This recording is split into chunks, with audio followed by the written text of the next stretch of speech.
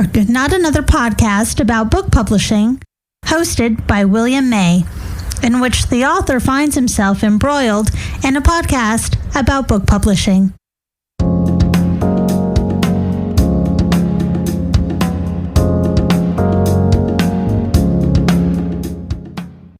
Hey, fresh off of William May's successful book signing debut book launch at Pete's Candy Store in Brooklyn, New York on July 13th.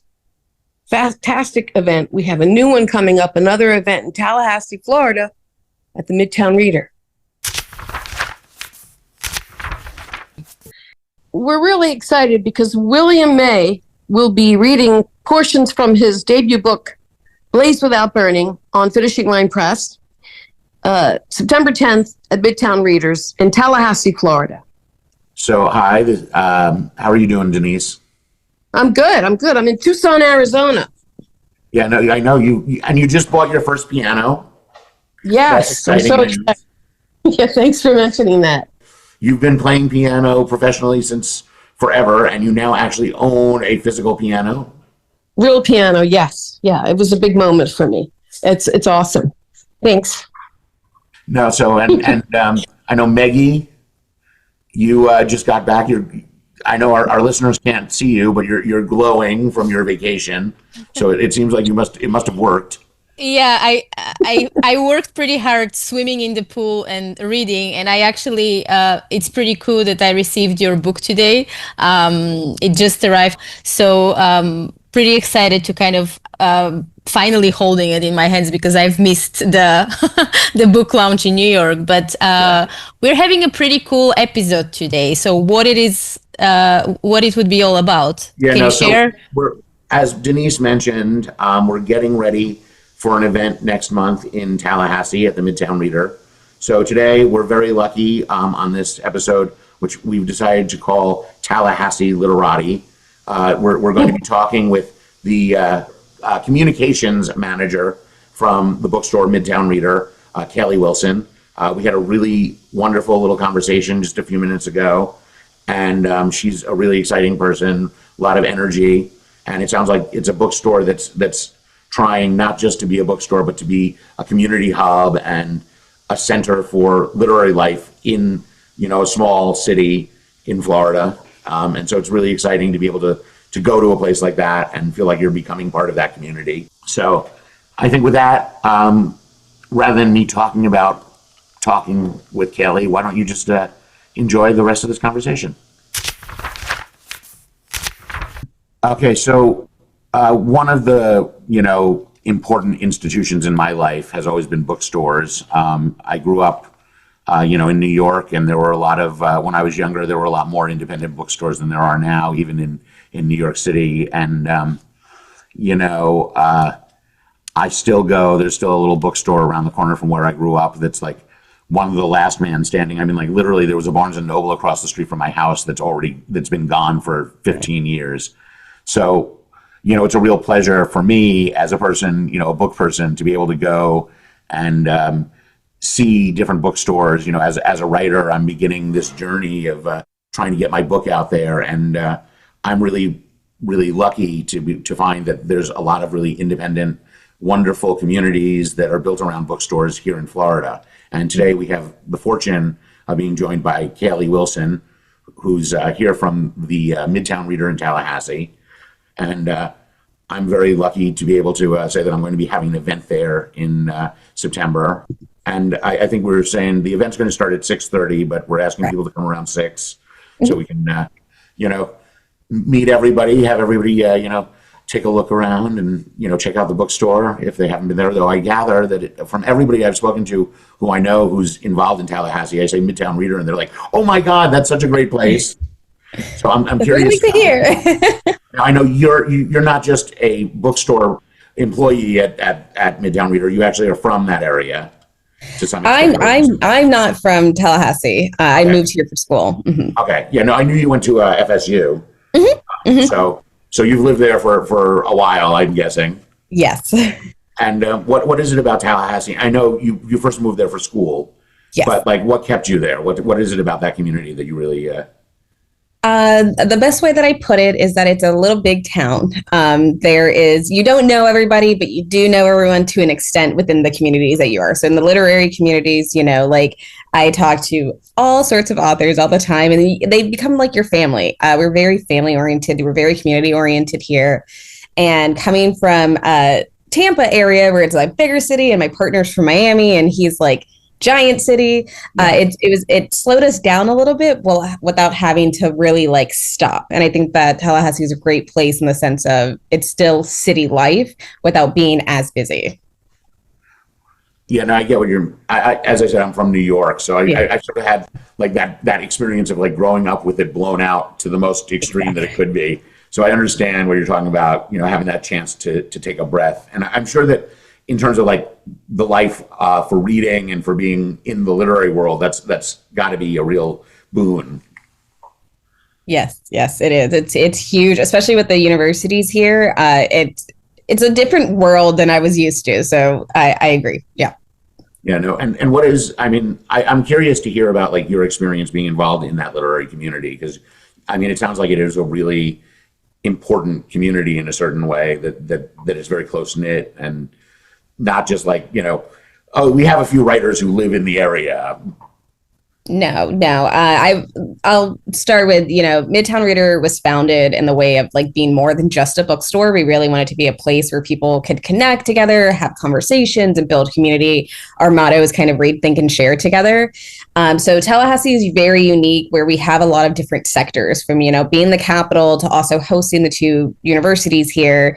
We wanted to be a place where people could settle and like and join together. We wanted to break down silos within the city. A lot of times when sessions in here, you see all like legislators come up and then they're moving and grooving and then they leave. And we really wanted to be a place where it's like they can come, they can stop, they can sit a while. And luckily, we have the major universities here. We have a great undergrad program at FSU where we get a lot of writers that come from, and we can see this new world and see like our future just being built right before our eyes. And it's amazing being here.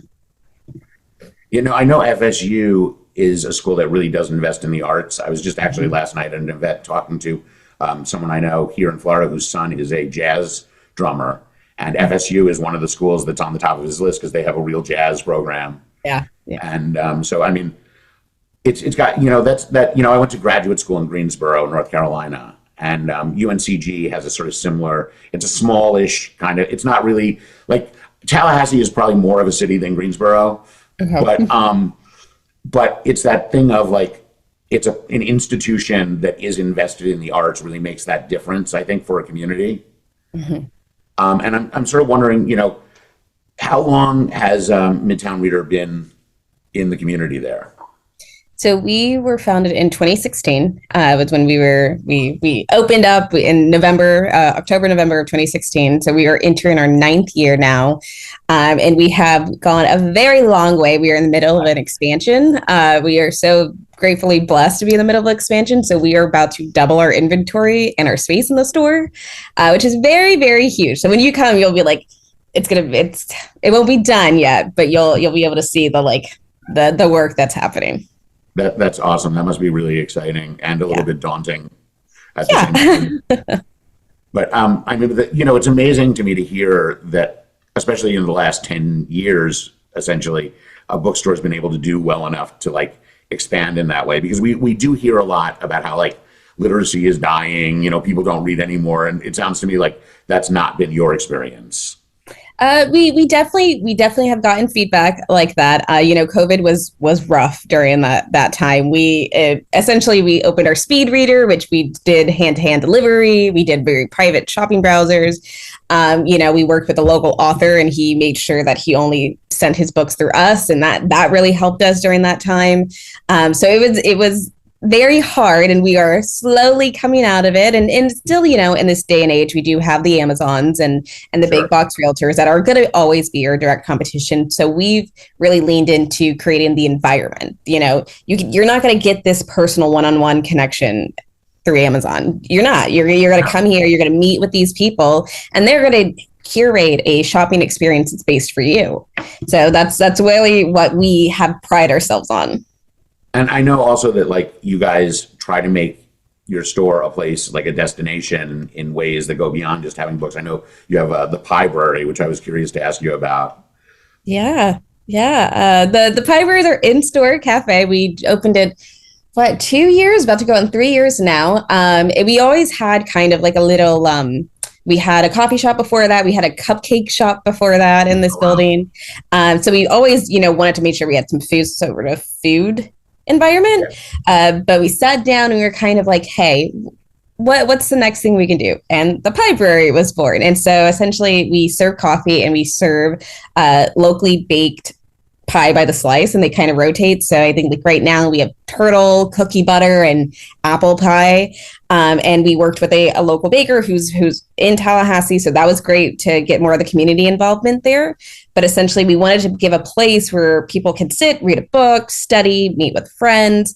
It really transformed the store from just being like the quick stop grabbing a book to like a place that you can relax and feel like a home outside of home. Yeah, I mean, I think, a third space, as they call it these days, right? Mm-hmm. Yeah, the third space.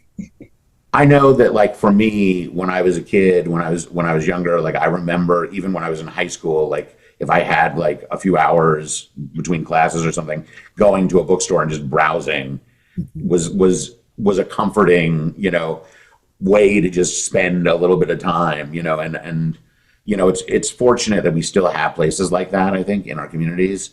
I'm sort of wondering, for you, like, what do you feel like what segments of the community in Tallahassee do you feel like your essential, family as a bookstore? Yeah, I would say it varies. I think that is the blessing in disguise. So we have early readers because we have a weekly story time Kid Town that we host where we read a book to kids. We do a craft. So we have early readers that come and hang out with us. We have our student readers who are in the 4th and 5th grade, and we try to meet them where they're at. So we go directly to the schools there. Then we have, of course, our college students, and then we have our parents, and then we have our seniors who we incorporated some crafting. So they come and they read a book while they're doing their knitting and their crocheting. So it really, really like varies, which is great. And our store, the subjects that we have in our store also vary based on our readership. So that's the nice part. Right. Now, I know I was looking at your on the website. You guys all list your reading preferences, and I know you're a horror person. I am. I saw one of the Grady Hendrix books on your list. Yeah. I remember I read Horror Store a few years ago, which is such a crazy book. For those who don't know it, it's basically what if there was a haunted IKEA is essentially the concept. Yeah. And like basically sort of like it reminded me a little bit of like the concept of House of Leaves, where they get trapped in this space that's kind of playing with that liminal space thing. Yes. I'm curious about I can't remember the title of the book that you were talking about, but it was another Grady Hendrix novel. It may be How to Sell a Haunted House. Yes, that was it. Yeah. So I am the resident horror lover. I did not start out like that, actually. When I first came here, I was very YA. And I was like, hey, how can I get out of this? How can I shift from my ending college to entering adulthood? And I want to read more. And one of the booksellers was like, hey, just pick up Grady. Like, he's super entry level. You can read him. And it spiraled. I've always been into horror. I watch a lot of horror movies. And so it only made sense for me to start reading it. And I think that How to Sell a Haunted House was very fun because it dealt with like familial trauma while also being like puppet and killing and scary. So that was the fun part. I mean, I think also that like horror in written form has an advantage over film in a number of ways, not just there's the old Stephen King thing of like, if I tell you how big the monster is, you're going to think it's smaller than you imagine. Exactly. But there's also the sense that like, one of the reasons why found footage and all that is so popular is because of that suspension of disbelief. But when you have something that's written and it's written in first person, like there's a certain amount of that's just automatically there. Like you can't read, like I'm imagining that How to Sell a Haunted House, if it's in that title, is kind of in that vein of sounding like it's someone trying to explain how they sold a haunted house. And that gives it a premise where you have to buy into the reality in a way that you don't necessarily when you're watching Friday the 13th. Exactly. And I think that because I always sit back and I'm like, how would we see this in a movie or film form when you can't, like, it's just like you how do you create the dread, the scariness, the like, oh, okay, I need to stop and pause because this is getting a little dark right now. Yeah. And I mean, I it's interesting because you said you went from like YA and that was sort of like your foray into more adult stuff. Do you find that like I mean, did you read a lot of like youth, like YA horror stuff, or were you reading like, because I mean, there is that sort of like, you know, especially lately, there's a lot of it that sort of even blends, you know, in the post-Twilight era, that blends like sort of like dark romance kind of aspects and, you know, all of that. So I'm curious, like, what was your YA, what were your YA experiences? What were you looking at?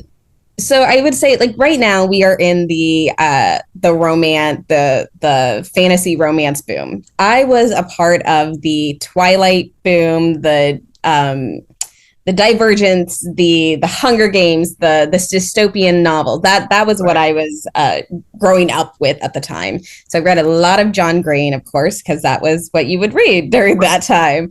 And so I tend to read, I call them a little bit darker YAs, but they weren't necessarily outwardly horror. It was a lot of just like trauma-based readings. And so that's what I would spend a lot of my time in. And it felt like it was a smooth transition moving from like, okay, deeper trauma to now we're reading like horror and ghosts and things of that nature. But it felt smooth to make that transition. Yeah. No, I mean, what's interesting to me is like, I mean, and I think about this a lot with YA, is like that question of like, why over the last like basically 20 years has YA been so obsessed with like that kind of theme? And I wonder, like, as a person who read it, did you feel like you were reading it because it was something that you were experiencing already in your life? Or was it something that like you were fascinated by because it was sort of a different experience of the world or somehow more heightened, you know, like what was it, an escapist thing, or was it more about trying to process your own experiences through fiction? Yeah, I would say it was definitely a mixture of both. Because, you know, of course, we were not living in the Hunger Games right now, but it was a way of seeing like, what if the world looked like this and how does it translate to what we were doing today? I was in high school, you know, we had the cliques, we had these sort of hierarchy, and you could see that translate into the Hunger Games, even though we weren't going to battle. So it was a mixture of both to see a whole world be built before your eyes that has some portions of your own life in it. Sure. No, I get it. I mean, I think, you know, high school is a pretty, like, you know, it's like we're the most brutal versions of ourselves in a certain way. And so it can be pretty intense, you know.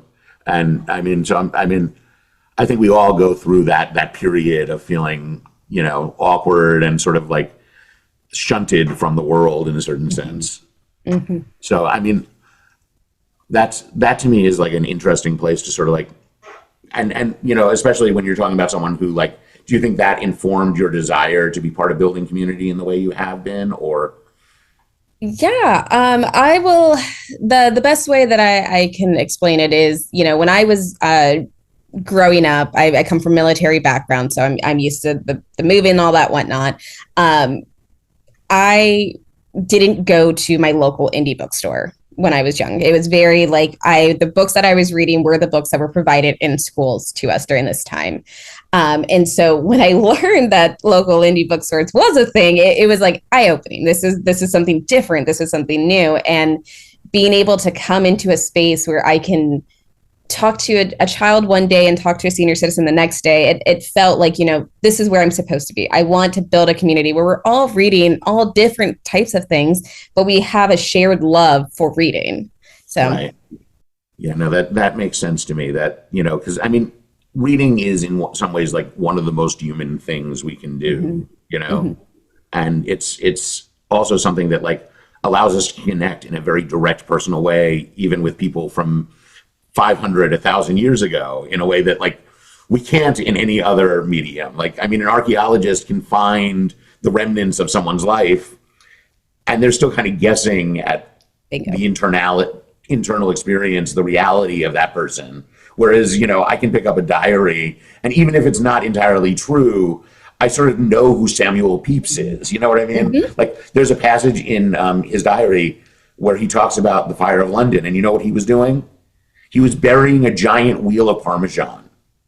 Like, that's like, now you know something about a person living in that era that like means something in a way that you wouldn't just from, a picture or, an idea of like, this was the time period, this was what was there, and you can't find that except I think through like that experience of like the personal interaction that reading allows. Absolutely. So, now I'm curious also, like you said you're from Tampa. Mm-hmm. So like you as a Floridian, I'm sort of curious your experience with like the diversity of Florida, because it's such a it's such a big state in its own way.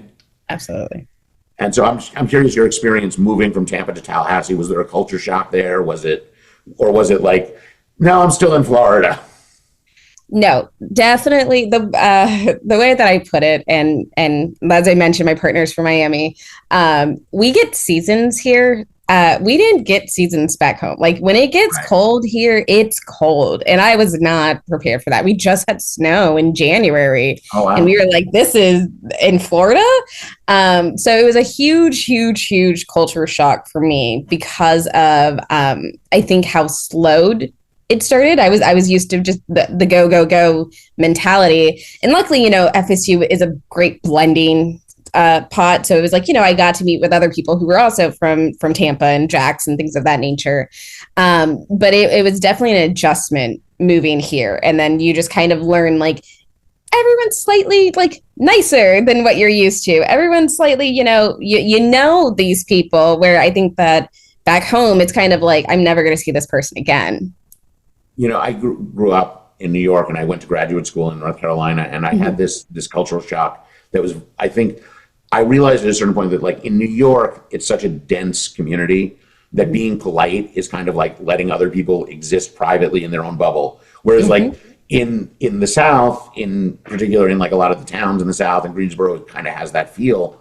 It's much more like being polite means like treating everyone as your neighbor and recognizing them. Even if you don't know the person, you're still going to walk down the street and say hi, because like it's that kind of community. And so like there's this, moment where you sort of have to come to terms with it. And it's like the people in the South are like, they're so rude in New York. And the people in New York are like, they're so weird. And like, they want to know everything. And it's like, no. It's just a different sort of framing of the community, of that vibe.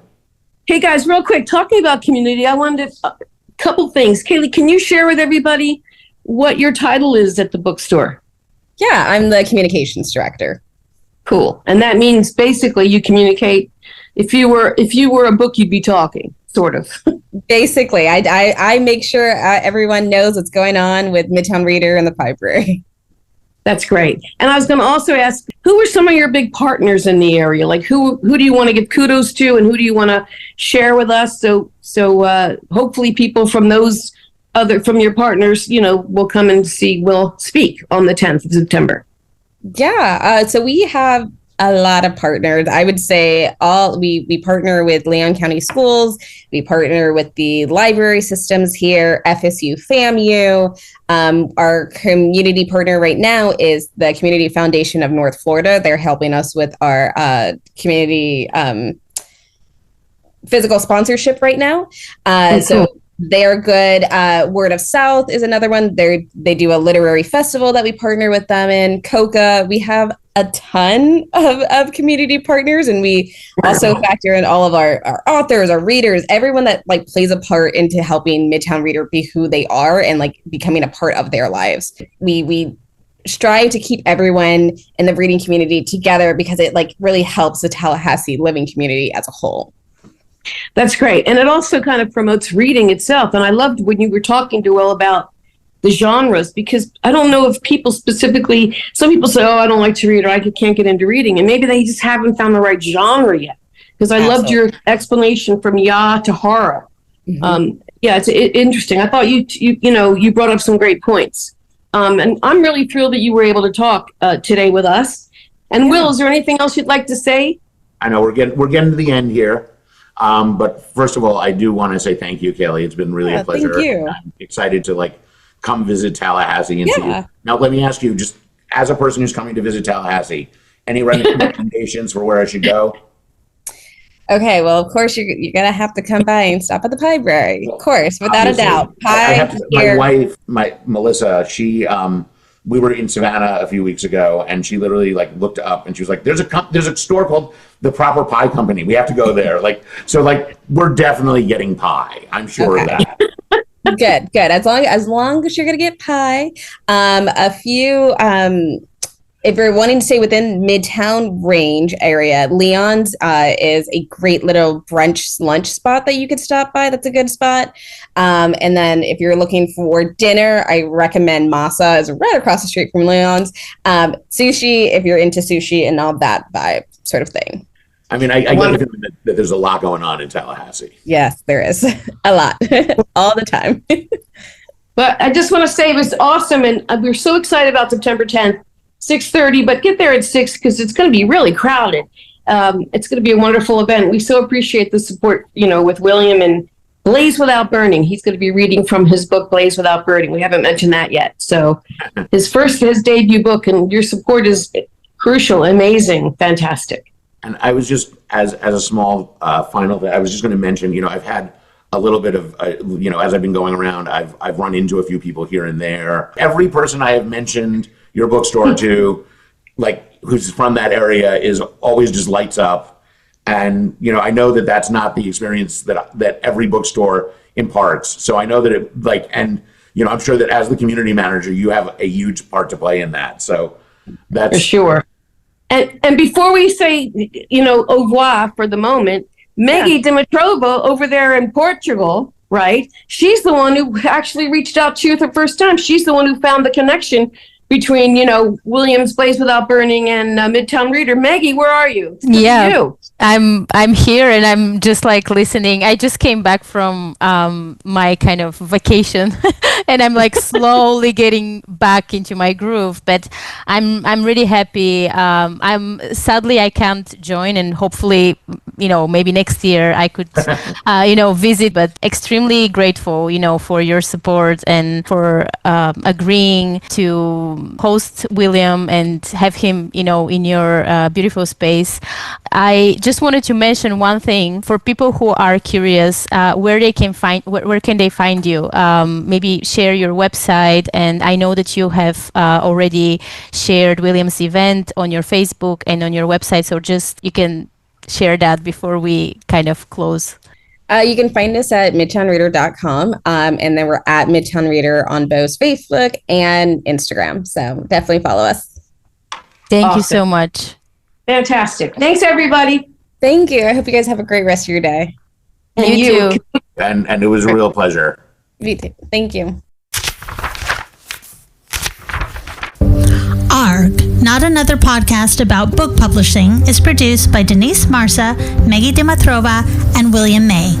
Please visit williammaywrites.com for social media links, recited poems, and more.